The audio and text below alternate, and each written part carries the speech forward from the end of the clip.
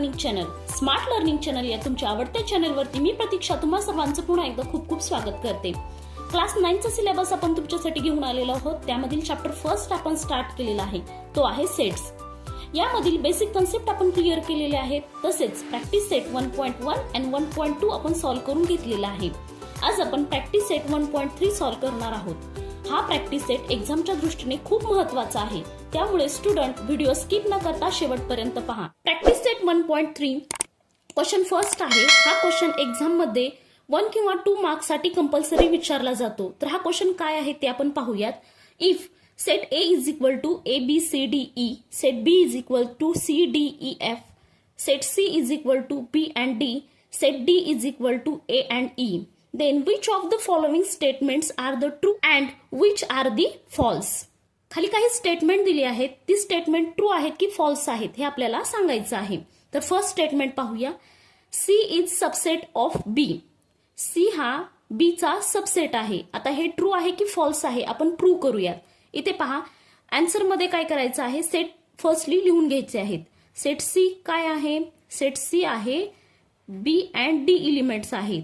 Next set B मध्ये कोणकोणते element आहेत, set B is equal to in curly bracket C D E and F. Answer मध्ये अगोदर set लिहून घ्यायचे आहेत. सेट सी हा सेट बी चा काय आहे, सबसेट आहे. इथे पहा, सेट बी हा मोठा सेट पाहिजे.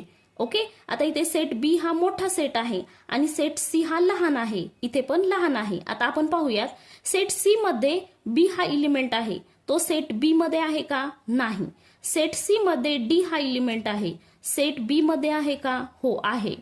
पण बी हा एलिमेंट सेट बी मध्ये प्रेझेंट नाही, म्हणून सी हा बी चा सबसेट होणार नाही. जेव्हा हा बी या सेट बी मध्ये प्रेझेंट असला असता तर हे दोघे एकमेकांचे काय झाले असते, सबसेट झाले असते. पण सेट बी मध्ये बी हा एलिमेंट नाही, त्यामुळे सी हा बी चा सबसेट होणार नाही. मग आपण काय लिहिणार, set C is not subset of set B. Set C हा सेट बी चा सबसेट होणार नाही. आता त्याचं कारण काय, because the element B is not present in set B. Set B मध्ये बी हा एलिमेंट प्रेझेंट नाही, त्यामुळे सेट सी हा सेट बी चा एलिमेंट होणार नाही. मग याचं फायनल आन्सर काय येईल, फॉल्स येईल. म्हणजे हे स्टेटमेंट कसं आहे, चुकीचं आहे. सेकंड स्टेटमेंट आहे, set A is the subset of set D. आता तो ए हा डी चा सबसेट आहे का हे आपण प्रूव्ह करूयात. इथे पहा, ए सेट लिहून घ्यायचा आहे. ए सेट मध्ये कोणकोणते एलिमेंट्स आहेत, A B C D and E. Set D मध्ये कोणकोणते एलिमेंट्स आहेत, सेट डी मध्ये ए आणि ई हा एलिमेंट आहे. इथे पहा, सेट आपण काय म्हणतो, हा सेट कसा पाहिजे, मोठा पाहिजे.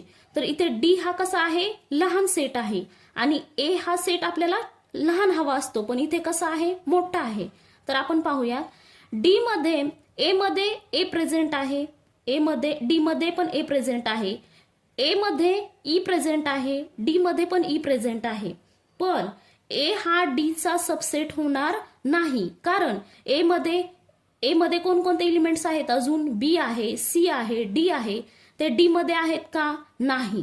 म्हणजे डी हा सेट कसा पाहिजे होता, मोठा पाहिजे होता. म्हणजेच ए हा बी चा काय झाला असता, सबसेट झाला असता. पण इथे ए हा मोठा दिलेला आहे आणि डी हा कसा दिलेला आहे, लहान दिलेला आहे. त्याच्यामुळे ए हा डी चा घटक होणार नाही. सिंपल गोष्ट आहे मुलांनो. आपल्याला काय पाहिजे, हा इथला सेट कसा पाहिजे, मोठा पाहिजे आणि हा सेट लहान पाहिजे. म्हणजेच याचे सर्व एलिमेंट्स या सेटमध्ये प्रेझेंट असतील, तेव्हाच आपण म्हणू शकतो की हा सेट या सेटचा सबसेट आहे. पण इथे तसं दिसतंय का, डी हा लहान सेट दिलेला आहे आणि ए हा मोठा सेट दिलेला आहे, त्यामुळे हा सबसेट होणार नाही. म्हणून आपण इथे म्हणणार, A is not subset of set B. Set D, A हा डी चा सबसेट होणार नाही, because all elements are not present in a set D. Because all elements are not present in a set D. Set D मध्ये सर्व elements present नाहीत, त्यामुळे set A हा set D चा सबसेट होणार नाही. म्हणजेच हे स्टेटमेंट कसं आहे, चुकीचं आहे, false. Set D is the subset of set B. आता सेट D फर्स्टली लिहून घेऊयात. सेट D मध्ये कोणकोणते एलिमेंट्स आहेत? A आहे, E आहे. सेट B मध्ये कोणकोणते एलिमेंट्स आहेत? C, D, E and F.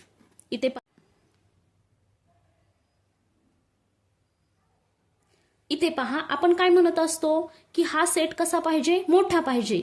इथे पहा, B हा सेट मोठा आहे आणि D हा सेट कसा आहे, लहान आहे. ओके, पण D मध्ये कोणकोणते एलिमेंट्स प्रेझेंट आहेत? A आहे. A हा एलिमेंट B मध्ये नाही. ओके, नेक्स्ट D मध्ये E आहे, तर सेट B मध्ये पण E आहे.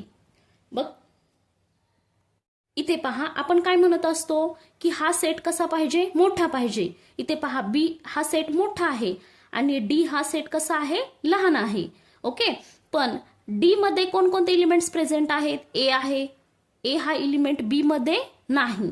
ओके, नेक्स्ट D मध्ये E आहे, तर सेट B मध्ये पण E आहे. D मधले सर्व एलिमेंट्स हे सेट B मध्ये प्रेझेंट असतील तर सेट D हा सेट B चा सबसेट होईल. पण सेट D मधील A हा एलिमेंट B मध्ये प्रेझेंट आहे का? नाही. म्हणून हा सबसेट होईल का मुलांनो? नाही. सो आपण काय म्हणू शकतो? D is not subset of set B. D हा B चा सबसेट होणार नाही. because the element A is not present in a set B. A हा एलिमेंट सेट B मध्ये प्रेझेंट नाही, त्यामुळे सेट D हा सेट B चा सबसेट होणार नाही. म्हणून हे स्टेटमेंट काय येईल? फॉल्स येईल. नेक्स्ट स्टेटमेंट आहे, set D is the subset of set A. Set D हा सेट A चा सबसेट आहे का? पाहूयात, आपण सेट D लिहून घेऊयात. सेट D मध्ये कोणकोणते एलिमेंट्स आहेत? A and E. Set A मध्ये कोणकोणते एलिमेंट्स आहेत? सगळे एलिमेंट्स आहेत. A, B, C, D, E. Okay, इथे पहा, आपण म्हणतो सेट A हा काय पाहिजे? मोठा पाहिजे. इथे सेट A मोठा आहे. सेट D हा काय पाहिजे? लहान पाहिजे. आहे लहान. आता सेट D मध्ये A हा एलिमेंट आहे. सेट A मध्ये आहे का? आहे. सेट D मध्ये E हा एलिमेंट आहे. सेट A मध्ये आहे का? आहे. इथे पहा, सेट D मधले सर्व एलिमेंट्स हे सेट A मध्ये काय आहेत? प्रेझेंट आहेत. म्हणून काय म्हणणार आपण? Set D is the subset of set A. Set D is the subset of set A. Set D मधले सर्व एलिमेंट हे सेट A मध्ये प्रेझेंट आहेत, म्हणून D हा A चा सबसेट झाला. म्हणजे हे स्टेटमेंट कसं आहे? बरोबर आहे, ट्रू आहे. नेक्स्ट स्टेटमेंट आहे, set B is the subset of set A. Set B हा सेट A चा सबसेट आहे का? पाहूयात, आपण सेट B लिहून घेऊयात. सेट B मध्ये कोणकोणते एलिमेंट्स आहेत? C, D, E, F. आणि सेट A मध्ये कोणकोणते एलिमेंट्स आहेत? A, B, C, D and E. इथे पहा, सेट A हा मोठा सेट आहे, सेट B लहान आहे. ओके, आता सेट C मध्ये C एलिमेंट आहे. सेट A मध्ये आहे का? आहे. सेट C मध्ये D एलिमेंट आहे. सेट B A मध्ये आहे का? आहे. सेट E हा एलिमेंट आहे. सेट A मध्ये आहे का? आहे. सेट B मध्ये F हा एलिमेंट आहे. सेट A मध्ये आहे का? नाही. F हा एलिमेंट सेट A मध्ये प्रेझेंट नाही. म्हणजे सेट B हा सेट A चा सबसेट होईल का? नाही. कारण सेट B मधले सर्व एलिमेंट्स हे सेट A मध्ये प्रेझेंट असायला पाहिजेत, तेव्हा सेट B हा सेट A चा सबसेट होणार आहे. पण F हा एलिमेंट हा सेट A मध्ये प्रेझेंट नाही, त्यामुळे हा सबसेट होणार नाही. मग आपण म्हणूया set B is not subset of set A. Set B हा A चा सबसेट होणार नाही, कारण because the element F is not present in a set A. Set ए मध्ये F हा एलिमेंट प्रेझेंट नाही, त्यामुळे सेट बी हा सेट ए चा सबसेट होणार नाही. म्हणजे हे स्टेटमेंट काय आहे? चुकीचं आहे, फॉल्स. लास्ट स्टेटमेंट आहे set C is the subset of set A. Set C हा सेट ए चा सबसेट आहे का ते पाहूयात आपण. सेट सी लिहून घ्यायचा आहे. सेट सी मध्ये कोणकोणते एलिमेंट्स आहेत? बी अँड डी. सेट ए मध्ये कोणकोणते एलिमेंट्स आहेत? सेट ए मध्ये ए आहे, बी आहे, सी, डी अँड ई. इथे पहा, सेट ए हा मोठा सेट आहे, सेट सी लहान आहे. ओके, आता सेट सी मध्ये बी एलिमेंट आहे, सेट ए मध्ये आहे का? आहे. सेट सी मध्ये डी हा एलिमेंट आहे, सेट ए मध्ये आहे का? आहे. म्हणजे सेट सी मधले सर्व एलिमेंट्स हे सेट ए मध्ये प्रेझेंट आहेत. म्हणजे हा काय झाला? Set C is the subset of set A. Set C हा सेट ए चा सबसेट झाला. आपण काय लिहिणार? Set C is the subset of set A. म्हणजेच हे स्टेटमेंट कसं झालं? बरोबर झालं, ट्रू. अशा प्रकारे स्टुडंट आपण प्रॅक्टिस सेट 1.3 मधील क्वेश्चन फर्स्ट सॉल्व्ह करून घेतलेला आहे.